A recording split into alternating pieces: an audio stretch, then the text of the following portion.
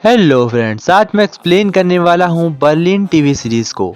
यह कहानी सीधा मनी हीस्ट से कनेक्ट होती है। मनी हीस्ट में जैसे कि बर्लिन को हमने देखा था, वह कैंसर की बीमारी से मर गया था। उसी को प्रेजेंट करने के लिए यह स्टोरी बनाई गई है। कहानी की शुरुआत में हम देखते हैं बर्लिन और उसके कुछ साथियों को। यह सभी बहुत ही खतरनाक चोर होते हैं और बर्लिन इन सभी को इकट्ठा कर एक बहुत ही बड़ी चोरी को अंजाम देने वाला होता है। इन सभी चोरियों को अंजाम देने का काम बर्लिन का होता है, लेकिन इसका साथ देने वाला इसका खास दोस्त डायमंड होता है। वह एक ऐसा प्लान बनाता है जिसके चलते वो लोग बहुत ज्यादा अमीर होने वाले थे। बर्लिन अपने साथियों के साथ एक बहुत ही रईस आदमी के यहाँ छापा मारता है जो कुछ पुरानी चीजों को खरीदने का शौकीन होता है, और वह पुरानी चीज बहुत ही ज्यादा कीमती थी। उस बंगले के अंदर एक पार्टी चल रही होती है और बर्लिन वहाँ पर पुलिस ऑफिसर बनकर आया होता है। तभी एक आदमी बर्लिन से अपनी आईडी दिखाने के लिए कहता है और बर्लिन इस बात से बहुत गुस्सा हो जाता है। वह उस आदमी को बाहर लेता है और बहुत डरवाता है। उसके बाद उसे वहीं रोड पर छोड़कर वहां से चला जाता है। उसमें से वह एक बहुत ही कीमती कप चुरा लेता है। फिर वह एक नेक्स्ट प्लान बनाता है कि उन्हें आगे क्या करना है। बर्लिन सभी को समझा रहा होता है कि वह अपनी चोरियां कैसे करेगा। सब उसकी बात ध्यान से सुन रहे होते हैं और वहां पर एक खतरनाक मीटिंग चल रही होती है। बहुत सस्पेंस क्रिएट होता है। फिर बर्लिन जाकर सीधा चर्च के फादर से मिलता है, क्योंकि उसे चर्च के नीचे एक खुदाई करनी होती है और वह खुदाई कर एक सुरंग ढूंढ रहा होता है। वह सुरंग एक बहुत ही बड़े तिजोरी से कनेक्ट होती है जो बर्लिन को सीधा ले जाकर उस खजाने तक पहुंचा देगी। बर्लिन अपने काम में माहिर होता है, साथ ही उसके साथी भी। बर्लिन अपने सभी दोस्तों को लेकर आसानी से चर्च के अंदर घुस जाता है और फादर के सामने एक ऐसी सिचुएशन क्रिएट करता है ताकि फादर को ऐसा लगे कि इस चर्च के नीचे बहुत ढेर सारा खजाना गड़ा हुआ है और वह उन्हें खुदाई करने की परमिशन देते। अब बर्लिन अपने काम में माहिर होता है, इसलिए उसे परमिशन भी मिल जाती है और वह फादर के सामने नाटक करता है कि उसके मशीन में बहुत सारा खजाना दिख रहा है। फिर हम देखते हैं रॉय और एलिया को, जो बर्लिन के लिए काम करते हैं। बर्लिन उनसे कहता है कि तुम्हें एक काम करना है, तुम्हें घर के अंदर जाकर बहुत सारे कैमरेस को लगाने हैं। बर्लिन और एलिया जाकर आसानी से उस घर के अंदर एंटर करते हैं और वहां पर कैमरा लगा रहे होते हैं कि उनके सामने एक डॉग आ जाता है।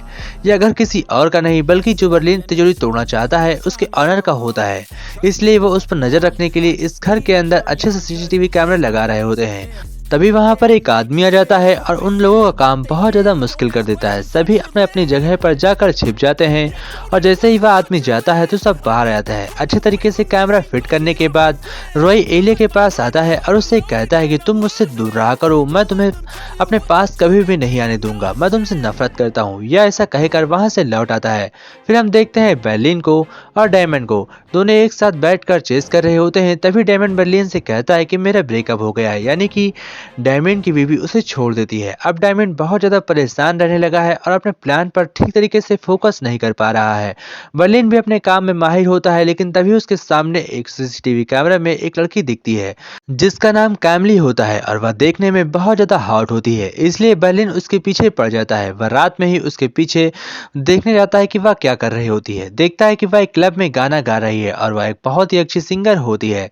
वह किसी और की नहीं बल्कि फ्रांसिको की लड़की होती है। अब आप सोच रहे होंगे फ्रांसिको कौन है? फ्रांसिको वही है जो उस तिजोरी का मालिक होता है, यानी कि वहां का ऑनर। फिर हम देखते हैं कैमरन और ब्रूस को, जो उस चर्च के अंदर खुदाई कर रहे होते हैं। खुदाई के दौरान ब्रूस कैमरन से बातें कर रहा होता है कि तभी वहां पर बर्लिन अपने साथियों के साथ पहुंच जाता है और वह डायमंड से कहता है कि आज बहुत ही जश्न की रात है, क्योंकि आज हमारी खुदाई पूरी हो जाएगी। कि तभी वहां पर प्रोफेसर आते हैं और वह देखते हैं कि उस खुदाई के दौरान उन्हें एक बहुत ही पुराना कफ मिला है। यह जश्न का कफ होता है। फिर हम देखते हैं बर्लिन को, जो रॉय के साथ बाहर एक लड़की से मिलने के लिए आता है, पर वह लड़की उसे नहीं पहचानती थी। यह कोई और नहीं बल्कि कैमली होती है। बर्लिन कैमली से कहता है कि मैं पहली बार इस जगह पर आया हूँ और मुझे फ्रेंच बहुत पसंद है। मैंने तुम्हारा गाना एक क्लब के अंदर सुना था और तुम बहुत अच्छी गाती हो। ऐसी बहुत सारी तारीफ बर्लिन उससे बात करते के दौरान करता है। फिर बर्लिन जाकर रॉय के साथ बैठ जाता है और फिर हमें सीन दिखाते हैं उसी गुफा के अंदर खुदाई के, जहाँ पर खुदाई चल रही होती है और वो लोग डायरेक्शन ढूंढ लेते हैं कि किस डायरेक्शन में तिजोरी का रास्ता है।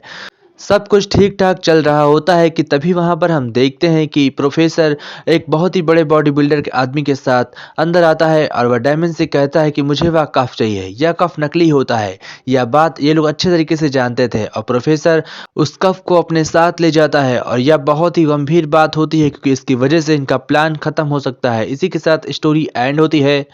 आशा करते हैं दोस्तों आप लोगों को स्टोरी पसंद आई होगी। अगर आप लोगों को स्टोरी पसंद है तो दोस्तों के साथ जरूर शेयर करिएगा।